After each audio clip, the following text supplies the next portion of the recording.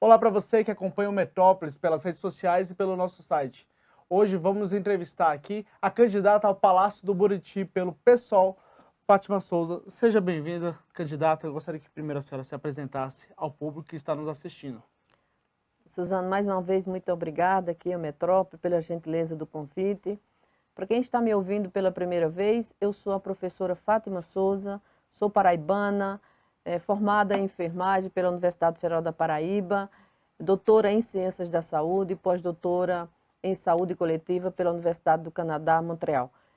Mas minha grande obra, que eu tenho muito orgulho de me dirigir a vocês, é ter tido a oportunidade de implantar o programa de agentes comunitários de saúde do meu país. A Paraíba foi o piloto e depois dele nós seguimos todo o mapa do Brasil.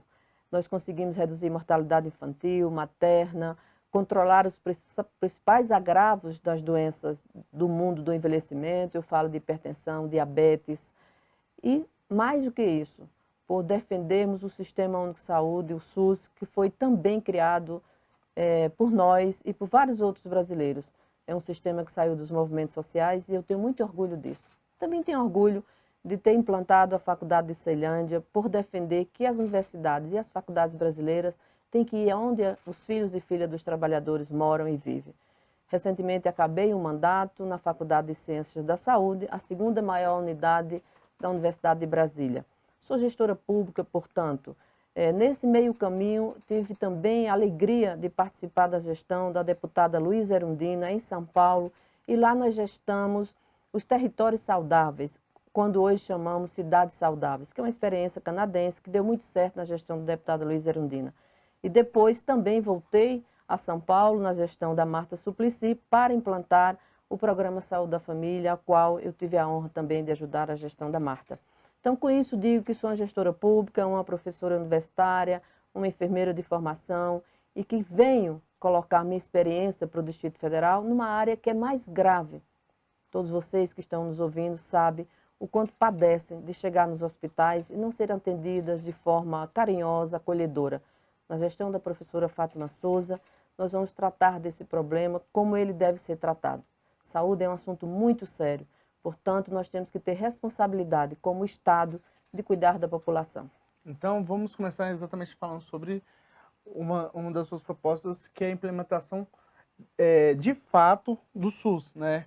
Hoje a gente vê, como a senhora mesma acabou de mencionar, filas e mais filas nos hospitais e o SUS não é colocado realmente em prática ali com a saúde primária, entre outras questões.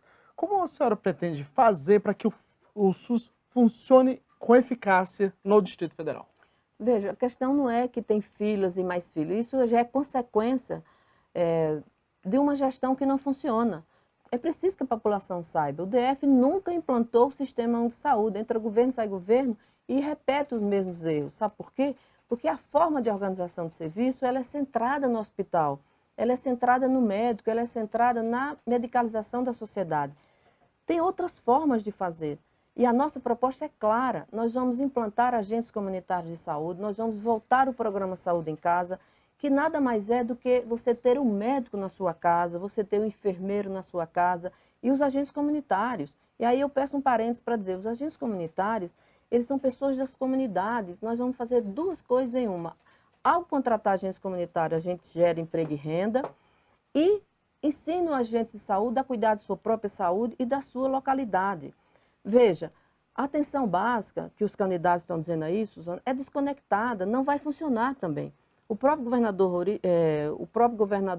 Rodrigo Hollenberg, desculpa, é que hoje o Roriz, né, fez a passagem dele, eu aproveito para me solidarizar à família, né, e dizer que temos que respeitar o ex-governador pelas coisas boas que ele fez, né, e esperar que a geração que diz ser herdeiro, né, do Roriz, não repita alguns erros que infelizmente foram cometidos na gestão dele, nas companhias, né, em que ele trouxe para o seu governo.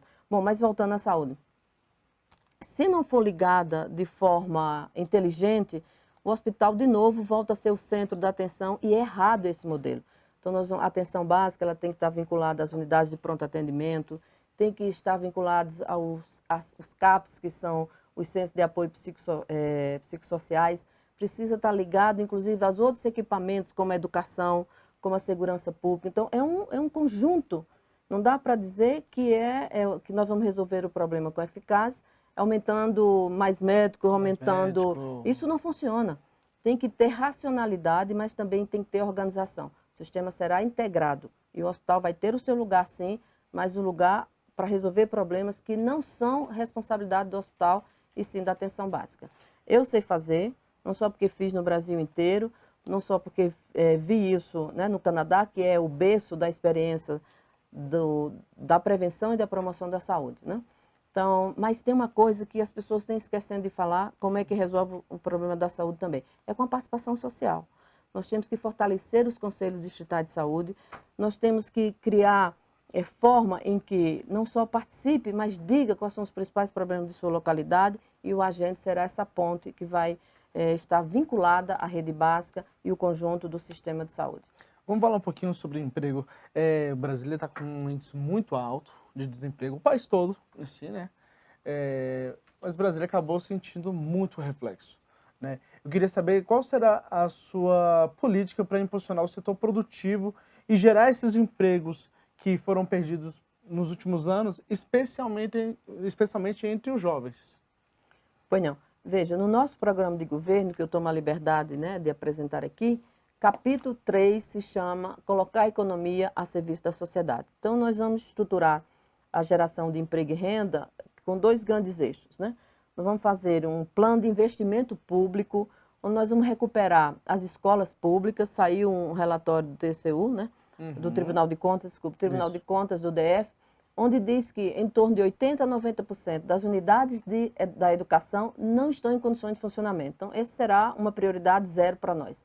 E recuperar os hospitais, as unidades básicas de saúde, investirmos principalmente no Sol Nascente, no Pôr do Sol, toda essa região mais, né, de desigualdade social, mais carente, na questão do saneamento básico, é um problema de saúde pública seríssimo. Ou seja, essa será uma frente que eu estou chamando de geração de trabalho para ter renda para as famílias. E digo, quando falo dessa questão, que nós temos que aquecer a economia, porque é um ciclo virtuoso quando a gente aquece a economia. Por quê? Porque, além de gerar emprego e renda, ela gera o consumo, mas um consumo responsável. E esse consumo coloca dinheiro na mão da população, gera mais receita para o Estado. E o retorno desse ciclo é que nós vamos devolver os serviços com qualidade. Esse é um eixo em que o Estado vai apresentar esse plano de investimento público, é importante que se diga. Mas nós também vamos fazer, no outro eixo, um bom diálogo com a rede produtiva, que eu chamo cadeia produtiva dos empresariados, o micro, o pequeno e o médio empresariado. Só que nós temos uma diferença, Suzana, que nós vamos sentar para que esses empresariados do Distrito Federal não seja apenas preocupado com lucro, mas que o Estado possa ser um grande mediador para que os recursos aqui destinados a gente devolva em bons serviços públicos. E nós sermos indutores. Quando eu falo sermos indutores, nós estamos falando de trazer o turismo, a cultura, o esporte, o lazer, como grande dispositivo para a produção da economia e geração de emprego. Agora, tem uma coisa que me é muito cara, que é a rede que eu chamo a rede de produção do conhecimento. Nós estamos vivendo a 4ª revolução tecnológica. E, por isso, nós temos que lançar mão de forma muito enérgica para que aproveitemos essa revolução tecnológica a serviço da geração de emprego e renda. A senhora disse no debate que nós promovemos na última segunda-feira que a senhora quer realmente o novo da política local, né? Até foi um trocadilho feito ali com um colega de disputa, que é o Alexandre Guerra, e eu queria perguntar para a senhora, quais são as propostas que a senhora tem que realmente a credenciam para dizer, eu sou o novo? Quais são as propostas? Mas eu sou o novo. Vou te explicar por quê. Primeiro, eu estou colocando meu nome pela primeira vez, com toda a experiência que eu acabei de mencionar, de ser uma gestora pública, à disposição para o trabalho no Distrito Federal, com a larga experiência na área da saúde, na educação, serão 2 grandes áreas, né, vitais para o nosso governo. Mas nós somos novos porque meu partido é um partido recente, nós temos 13 anos aí de vivência, é um partido ficha limpa, é um partido que não tem nenhuma vinculação com a corrupção, é é um partido em que nós vamos fazer uma administração a serviço dessa população. O 5º capítulo do nosso programa de governo se chama Governar com o Povo. Por isso, nós vamos trazer uma série de iniciativas que nos diferencia dos outros. Quer ver um exemplo? Em relação à indicação dos administradores regionais. Historicamente, isso é um lugar de banca e mesa de negociação. No nosso governo não será. Nós faremos de forma legal. O que eu estou chamando de forma legal? Nós vamos tirar da lei orgânica, que está lá há mais de 25 anos, desde a sua criação, a instituição dos conselhos comunitários, de cada região administrativa.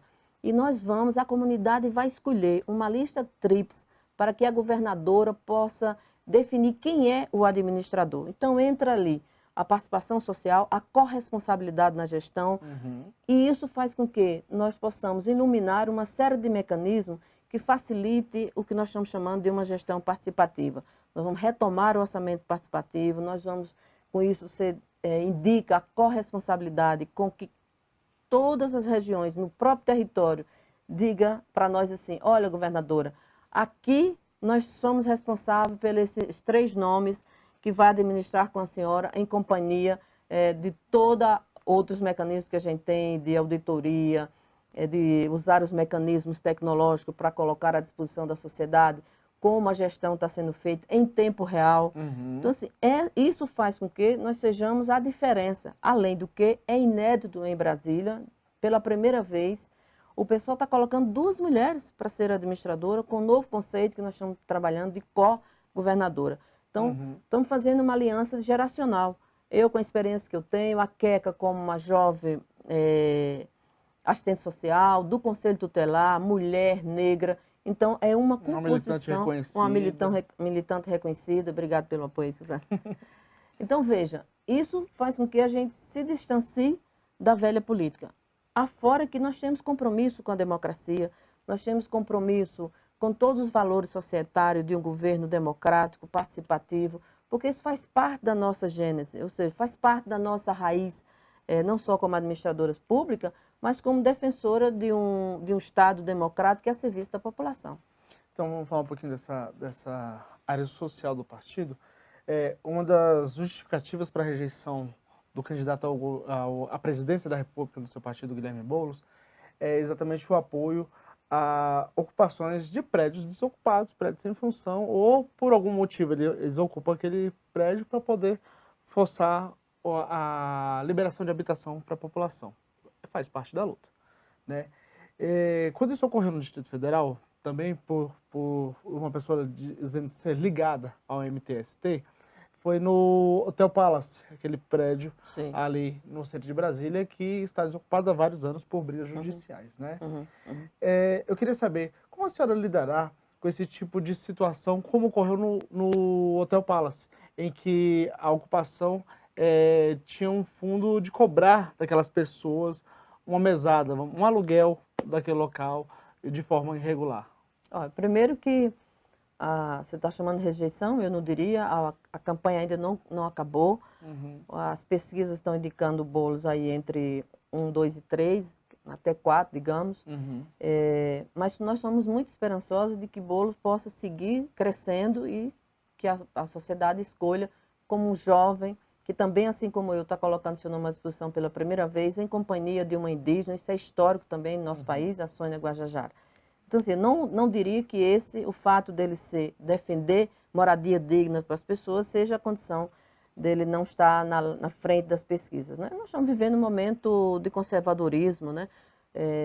Assim, estamos assustadas com essa onda de querer voltar ao autoritarismo. Então, eu acredito aí. No que se refere ao nosso governo, não vai ter esse problema de ocupação, porque nós vamos nos anteceder, nós vamos antecipar o problema. Aqui, no nosso programa de governo, capítulo 4 do direito à cidade, nós vamos elaborar um plano de governo em relação ao investimento em moradias públicas, em moradias populares, com condições de infraestrutura, eu estou falando de saúde, educação, saneamento básico, enfim. Sentando à mesa com os movimentos que defendem moradia com decência nessa cidade. Então, eu quero insistir nisso, Zona, ninguém ocupa espaços, seja público, seja de qualquer natureza, porque quer. Eles têm necessidade de morar. Se tem necessidade de morar, é porque os governos não estão atendendo em tempo real as suas necessidades. O que é que eles fazem? Vão lá e ocupam legitimamente, porque a Constituição prevê os espaços que não têm utilidade pública, e se a população precisa, tem mais é que ocupar. Então, com isso eu digo, nosso governo vai se antecipar, nós não vamos fazer nada de forma encanetada, nós sentaremos à mesa com os movimentos que defendem não só a moradia, mas todos os outros movimentos sociais para as políticas públicas, e temos uma mesa permanente e um conselho do bem viver, que nós vamos com eles pactuar quais são as reais necessidades, na sua pergunta, de moradia, de educação, de segurança pública. Será um plano, isso aqui é só um ensaio, será um plano construído de novo com a participação de todos. Então vamos falar, como é que a senhora pretende desenvolver o plano de governo da senhora na área de habitação, uma vez que recentemente tivemos políticas de habitação popular, em que o governo federal dava subsídio e a pessoa ia lá e comprava a sua residência, né? Por Distrito Federal, a senhora, qual o pensamento da senhora para a habitação? Olha, veja, você sabe que o DF vive uma histórica e perversa história de grilagem nessa cidade. Então, nós precisamos separar o joio do trigo. O que é grilagem, nós vamos tratar no lugar que ele deve, com a justiça do meu lado, né, para que a gente não possa reafirmar esse tipo de prática. Por outro, é isso que eu estou dizendo, nós vamos fazer um processo de cogestão, onde sentaremos à mesa com o movimento em defesa de moradia, aberto, que mais da sociedade, os especialistas que entendem de políticas de habitação, e vamos construir com vocês, com a população, com quem precisa, num processo, repito, de cogestão para elaborarmos um projeto de habitação e tirar de vez do mapa do Distrito Federal esse déficit habitacional que hoje está em torno de 150 mil pessoas precisam de residência. Então, assim, claro que nós não vamos zerar isso em 4 anos de um mandato, seria muito atrevimento da minha parte. Não sou igual a esses candidatos que ficam falando coisa aí, né? Até porque eu sou uma professora universitária e tenho que ter muito cuidado. Nós vamos, vamos dizer assim, iniciar o processo e no nosso plano a gente está indicando aí que em média entre 8, né, mais um outro mandato, nós temos condições de zerar o déficit habitacional. Como eu não defendo reeleição, né, só tenho desejo que vocês me deem em 4 anos, eu espero que os próximos sigam o projeto de habitação com dignidade para a população, de novo, em um formato de cogestão de todos sentem essa mesa. Vamos falar um pouquinho de relação, caso a senhora seja eleita, são 4 anos, né? Pelo menos 4 anos aí a senhora terá para governar. Só que, historicamente, a Câmara Legislativa só funciona em favor do Executivo mediante a concessão de cargos, secretarias, administrações.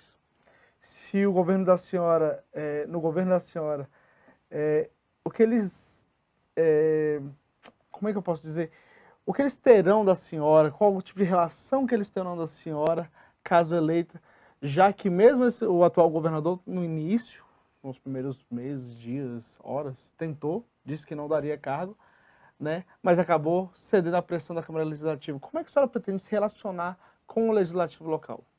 Olha, eu pretendo relacionar de forma respeitosa, republicana, separando os poderes.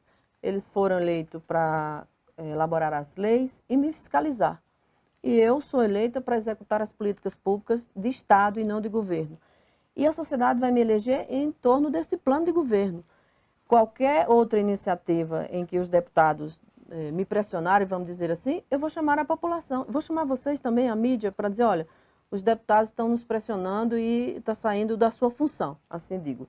Agora, veja, eu convoco toda a sociedade do Distrito Federal, uma vez eleita, para vir executar esse plano. E cabe todos, os progressistas, né, os humanistas dessa cidade, os técnicos que desejam ver Brasília no outro patamar, mais civilizado, onde a gente deixe de fazer uma discussão de acesso das ações de saúde, segurança, educação, ou seja, as ações vitais, e passe a discutir qualidade, satisfação no futuro breve. Espero que seja no meu mandato.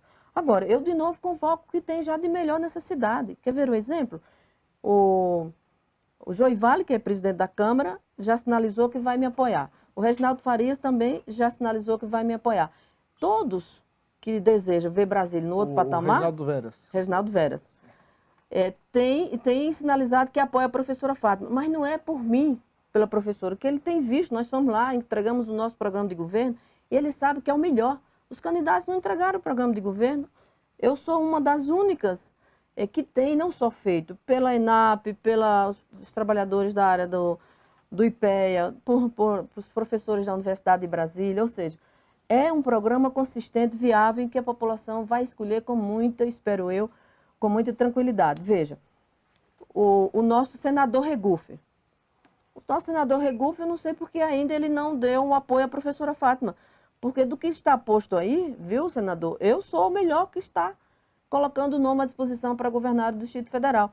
E nós temos muitas coisas em comum, porque ele fala, por exemplo, que defende um enxugamento da máquina. Eu não defendo só enxugamento, eu defendo que a máquina seja justa, que atenda às necessidades da população. Ele defende que todas as emendas dele sejam colocadas para a saúde. Eu vou receber com muito grato, porque de fato a saúde precisa. E foi eu que fiz isso no Ministério da Saúde, quando colocamos que 50% do orçamento das emendas parlamentares fosse destinado à saúde. Isso é importante. E o Regu tem feito isso para medicamentos, para os hospitais, etc. Inclusive para mim que eu digo, quando eu fui diretora da Faculdade de Ciências da Saúde, ele destinou um recurso para a revitalização das salas de aula. Então, Regu, só falta você vir para cá para apoiar a professora Fátima Souza. E olha que eu já tenho solicitado esse seu apoio por vários mecanismos públicos. Não há outra candidatura de tamanha envergadura, com ética, com decência, que tem tolerância zero à corrupção, de um partido limpo, que anda de cabeça erguida, que a população há de reconhecer na professora Fátima, não só esses valores, mas de que nós somos o futuro dessa cidade. Então, se você, Regufe, não quiser desistir de Brasília, e todos os outros, né, dessa cidade que quer ver Brasília no outro patamar, de volta ao seu eixo, tem que apoiar a professora Fátima. Não tem saída, senão os seus eleitores vão lhe cobrar mais tarde. Já está pedindo o voto do senhor. Estou pedindo o voto dele. Professora, alguns partidos, inclusive o próprio PSOL, eles consideram a atuação de alguns agentes de segurança truculentas, né? Como a senhora, caso eleita, pretende dialogar com essas forças do DF? Olha, eu acho que não cabe num país civilizado, muito menos na capital da República, forças truculentas. Nós temos que ter forças civilizadas, pacíficas, né? Eu sou uma mulher que fui criada nas raízes, né, vamos dizer assim, da cultura de paz. Um dos meus professores foi Dom Helder Câmara, né? Então, assim, nós vamos construir esse diálogo fraterno, aberto, junto com todas as forças policiais, porque o nosso programa de segurança pública, primeiro, é demarcar que Brasília ainda não teve condições de definir uma política pública de segurança. E, por isso, nós vamos cuidar, inclusive, deles, né? Dos policiais civis, militares, do Corpo de Bombeiros. Eles andam, Suzana, muito estressados. Alguns até atentam contra a sua própria vida. Não faz isso, não. Tem saída para Brasília. Brasília tem futuro. Nós temos que renovar a nossa esperança. Então, nós vamos cuidar deles. E nós vamos organizar os processos de trabalho deles, com eles. Sentando no que eu estou chamando, insisto, precisa ter cogestão, precisa ter diálogo, precisa ter integração entre os processos de trabalho, precisa usar das tecnologias ao nosso serviço. Tem que ser um governo inteligente, tem que ser um governo dialógico, que olhe para a população de cara a cara. E com os policiais, a truculência não é o melhor caminho.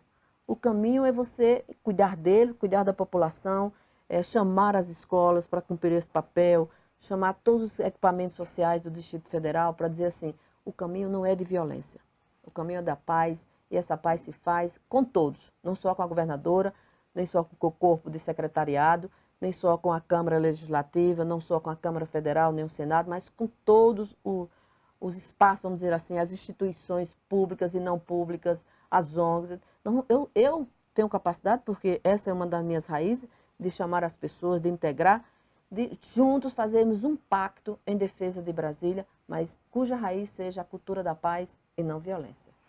A conversa foi boa, passou Já? rápido. Ai, né? que pena. Mas antes disso, eu queria que a senhora falasse um pouquinho, uma última pergunta, sobre uma pauta que é nacional. A senhora defende o desarmamento do cidadão comum, que ele entregue a sua arma, a arma que tem em casa. Essa é uma pauta nacional.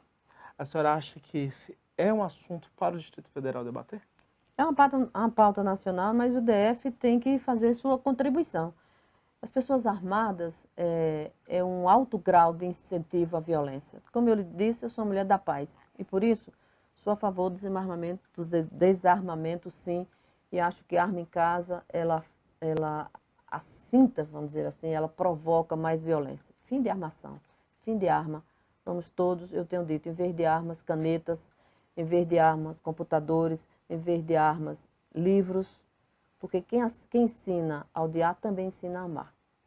Então, agora eu queria pedir para a senhora que, como a gente faz com os candidatos, em 30 segundos a senhora faça ali o seu pedido de voto. Diga por que a senhora merece o voto do eleitor.